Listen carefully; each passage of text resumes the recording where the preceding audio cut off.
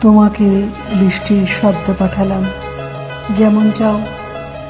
যে পাখি ভিজে গেছে, ভালো তো নয় তার অবস্থাও। শহর থমকেছে, গায়ে গায়ে তার জলের দাগ। গেল না কাজে মন, সে কাকে দেবে সেই দোষের ভাগ? তুমিও ছেঁকে নিও শব্দ থেকে তার চোখের জল।